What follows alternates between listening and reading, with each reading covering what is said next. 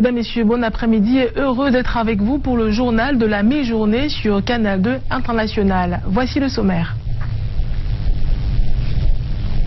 Les conducteurs de mototaxi de la ville d'Ezeka sont désormais identifiables. C'est à la suite d'une mesure prise par le délégué départemental des transports pour l'Union Ekele, une mesure visant à rétablir l'ordre dans le secteur. 190 réfugiés centrafricains et de nombreuses Camerounaises ont reçu un don de l'ONU Femmes. C'était sur le site de Ngam, dans la région de l'Adamawa. Le geste rentre dans le cadre de la lutte contre les violences basées sur le genre. Également, dans ce journal, nous aurons quelques images des préparatifs du concert qu'offre ce soir à Yaoundé Dinabel et Aladi Touré. Puis, dans l'actualité étrangère, nous parlerons de George Weah, ancienne star du ballon rond et désormais président de la République du Libéria. Mesdames, Messieurs, voici déroulée la vitrine de votre journal.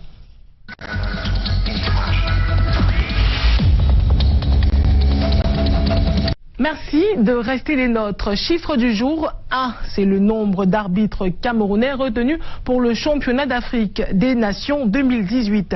Il s'agit de l'arbitre assistant Elvis Noupoué qui officie en MTN Elite One. C'est le seul représentant camerounais parmi les 3 qui ont été présents à la dernière CAN Gabon. 32 arbitres au total ont donc été sélectionnés pour le CHAN 2018 et c'est la première fois que le Cameroun est aussi faiblement représenté pour une compétition internationale depuis au moins 10 ans. Une nouvelle mesure pour les conducteurs de mototaxi de la ville d'Edea. Ils doivent désormais porter des chasubles pour se distinguer des autres conducteurs de moto et surtout de ceux qui exercent l'activité de manière illégale.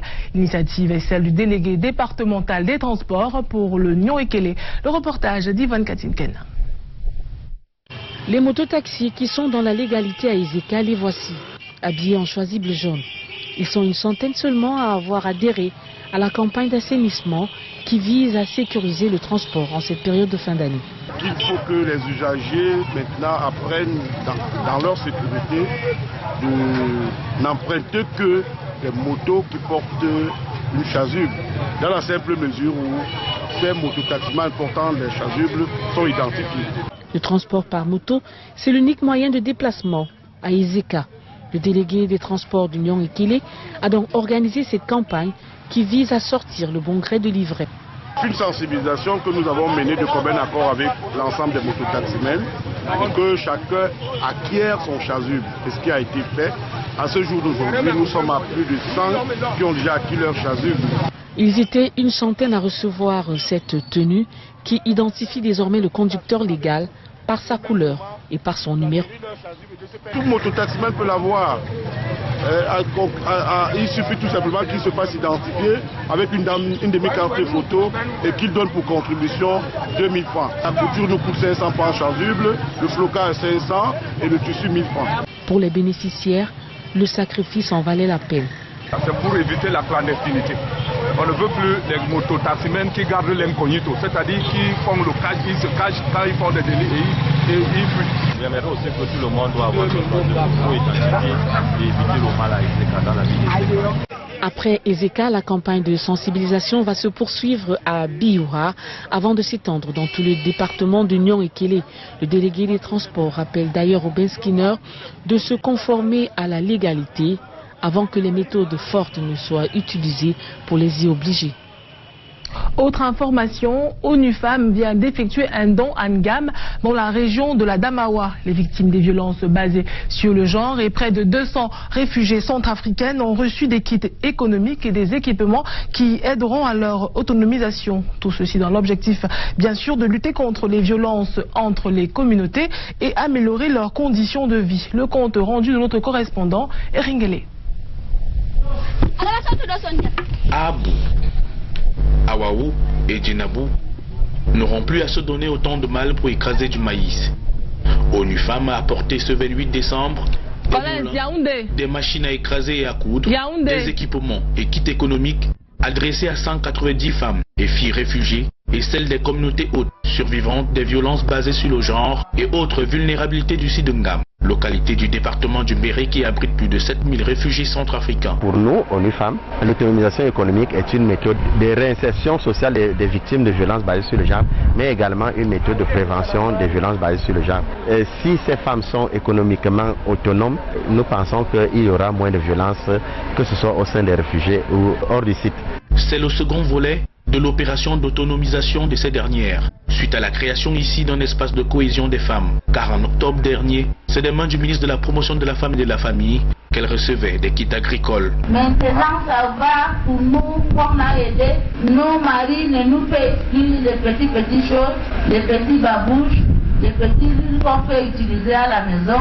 Nous sommes déjà hautes.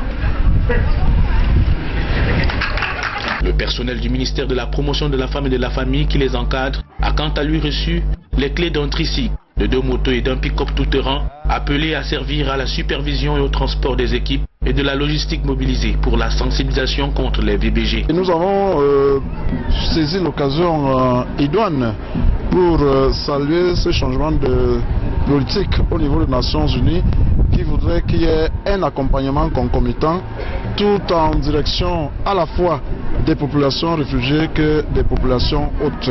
Il s'agit d'amener les populations hautes et réfugiées à s'auto-prendre en charge à travers la mise sur pied des micro-activités génératrices de revenus et mieux s'accepter dans leurs relations quotidiennes. La suite de ce journal, c'est à Yaoundé avec Bran Kamga. Bran, bon après-midi.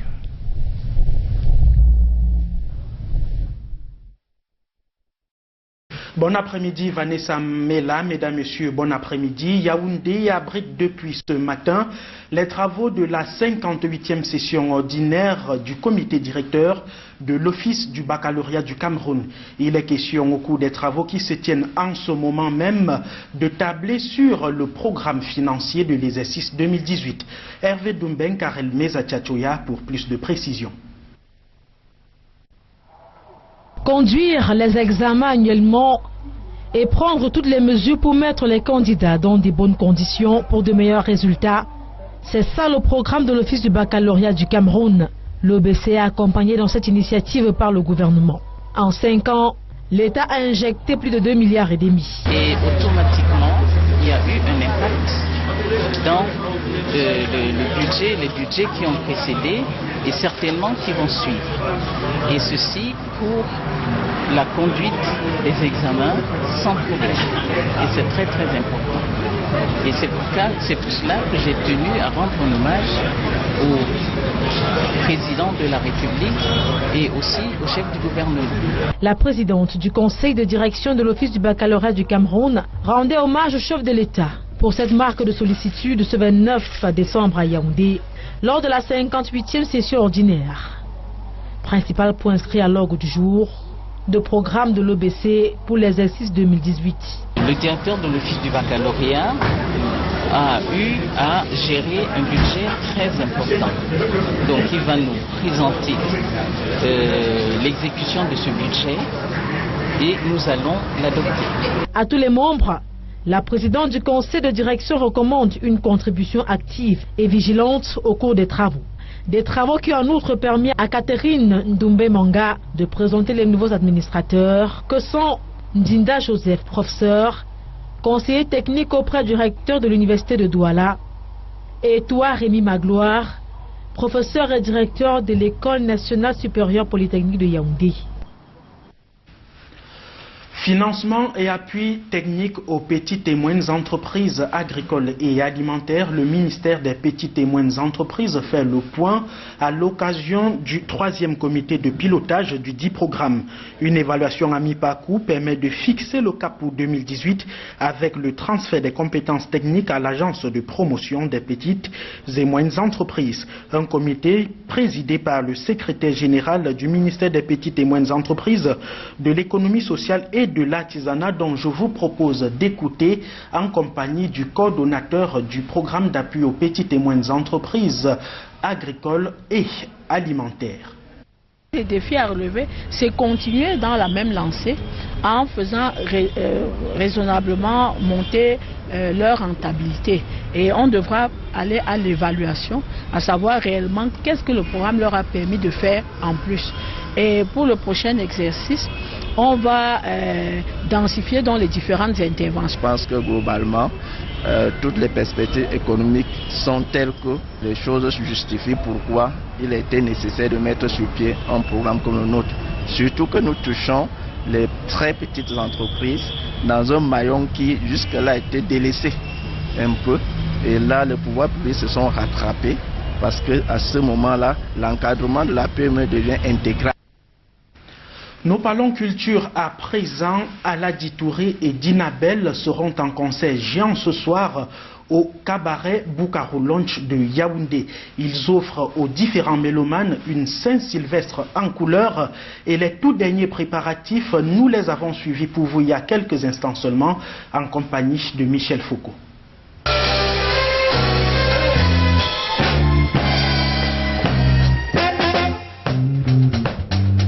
Une virtuose de la guitare basse qui règle ses cordes pour une soirée inédite ce vendredi à Yaoundé.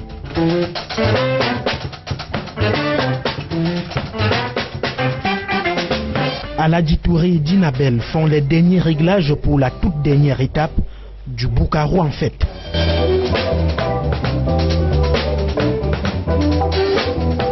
Bon, j'ai toujours été son bassiste depuis le temps dans les studios à Paris. Donc je pense que c'est l'occasion pour moi de revivre ces moments forts qu'on a vécu ensemble en France pendant toute cette période-là. Et c'est vrai que jouer, je pense que ça fait plusieurs années on n'a pas joué ensemble sur la même scène. Et là ça va être un régal quoi en tout cas. Ce sera un grand moment de retrouvailles entre Aladi Touré et ses fans. Davantage une prolongation des 40 ans de carrière musicale de l'intrépide Dinabel.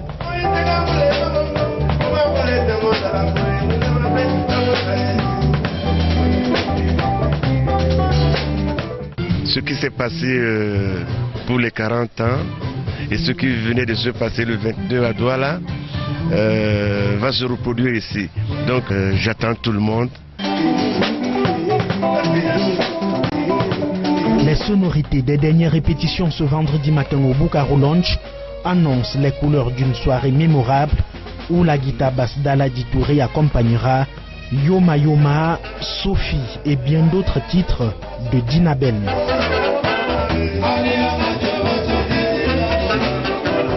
C'est le troisième et le tout dernier concert après celui de Talandri Marie et Bendeka, un cadeau du réveillon de Noël et de la Saint-Sylvestre. Rendez-vous avec les mélomanes ce soir dès 20 h au Bukaru Lounge à Yaoundé.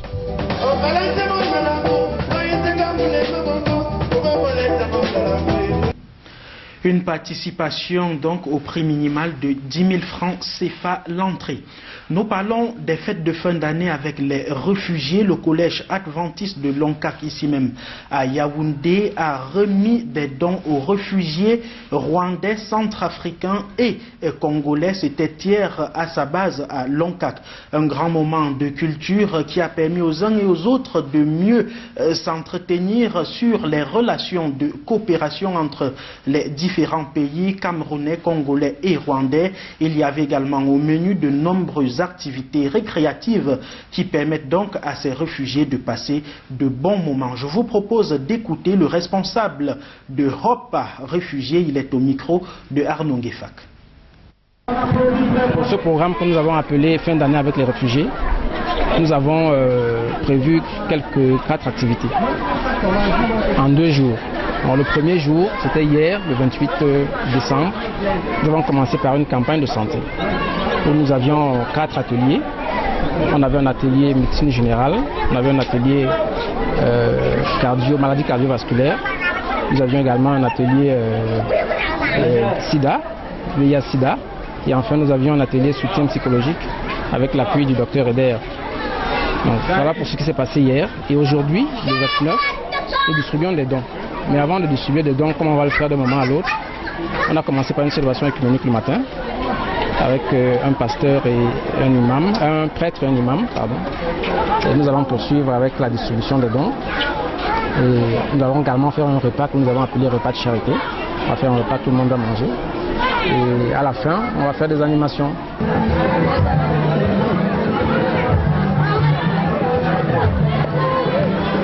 Vous avez donc écouté François-Xavier Tonga, le responsable de Africa Hopa Réfugiés, au micro de Arnaud Ngefak.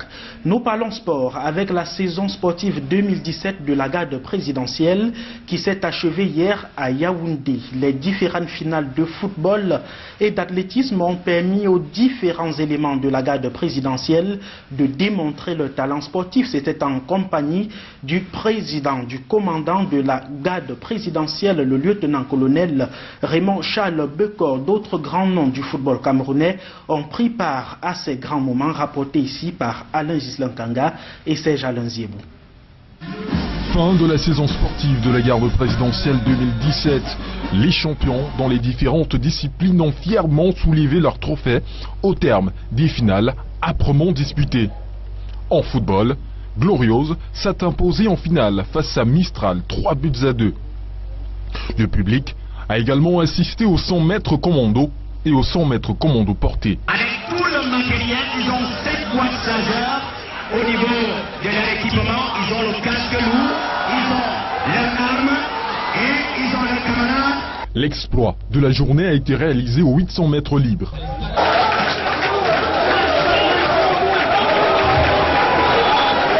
Le caporal Oona a renversé le détenteur du titre depuis 13 ans.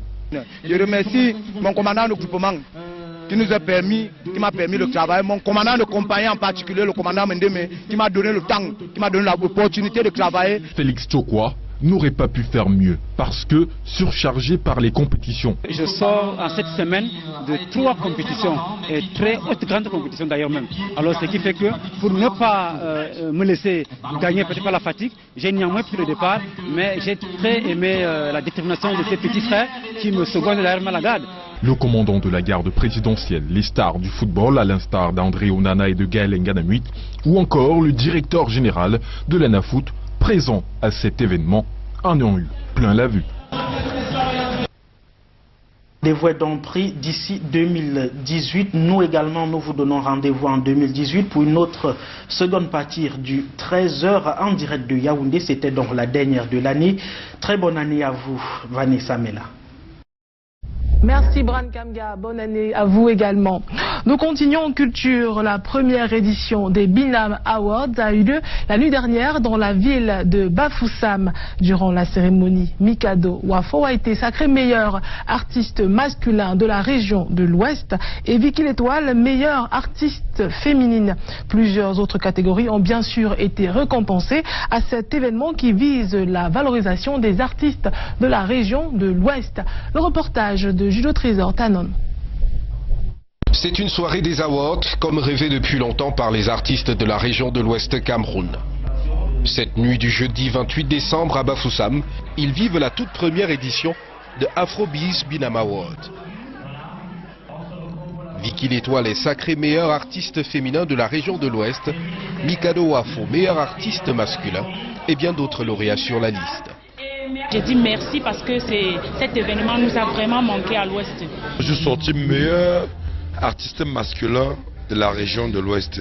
Je suis très content et je vais dédier cet album à tous mes fans. J'ai enterré ma maman ce mois-même. Je suis toujours en deuil et